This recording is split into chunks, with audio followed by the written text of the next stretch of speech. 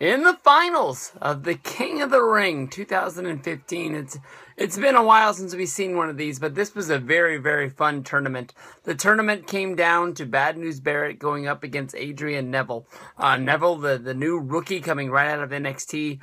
When the tournament was announced and there wasn't even competitors that were added into this, I had called it that Neville was going to lose in the finals, and it was going to make him look stronger by people getting built up thinking that he was actually going to win. And that was exactly the match that Barrett and Neville put on here.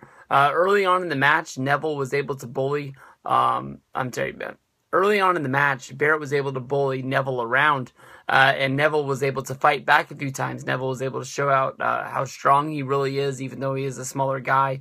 He was able to show his quickness and his speed. He was able to show that he was willing to go the distance. A very good thing was that Neville went for a high risk sort of move against Barrett, and JBL made the point of you can heal your body in however long it takes. And you might be hurt for a day, you might be hurt for 2 days, but you'll be king forever. It's worth taking that extra risk in this match. And twice, Neville was going on a roll in this match, and people were getting behind him, getting hot, thinking that he actually had a chance to win this. And that is how you actually build up a superstar. He is a mid-carder right now. Maybe someday later on down the road, when he does get a little bit more fan exposure, when he does get a little bit more of the the fans behind him, maybe he can move up and become a brighter spot in the WWE's future. But as of right now, becoming off of NXT, being a guy that, a lot of fans don't watch NXT. They really don't know who this guy is. They never watched him wrestle on the indies as Pac. Seeing this guy wrestle and actually getting the exposure of being on a I don't know if this was a special event, if this was the pay-per-view, whatever they're going to call this. Was it a bona fide, WWE main event show? I don't know, but it was fun, and I'm sure this is a tournament that we're going to remember, for a while in the future. But Neville, looked like he was going to be going for the Red Arrow, and he was going to be able to get the win. And Bad News Barrett was able to pull out the bullhammer elbow. Boom, knocking Adrian Neville out, and Barrett was able to roll him up for the 1, 2, 3.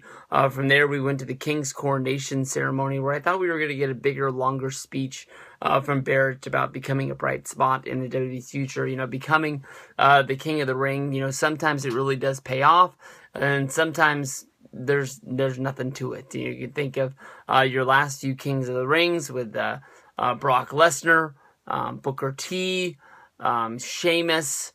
Some of these guys went on to have bright futures, and then there's always guys like Billy Gunn is an easy one to bring up.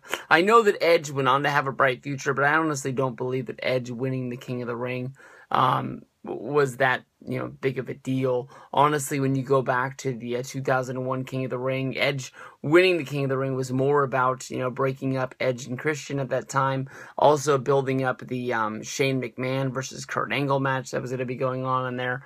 Very smart how they made sure that Angle would have to fight 3 matches before having to fight Shane McMahon in another match for their match of the night.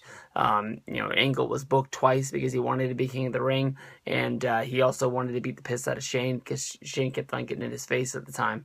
But fun stuff. Bad News Barrett. Would love to see what SmackDown and Monday Night Raw is going to be like, if this is actually going to matter for Barrett. Of course, everybody knows that Wade Barrett I'm a big fan of since around 2010 when he made his WWE debut with the Nexus. And even when he left the Nexus and he went to SmackDown to be the core, I thought that was going to be a big deal for him. So we'll see. Bad News Barrett is your new reigning WWE King of the Ring.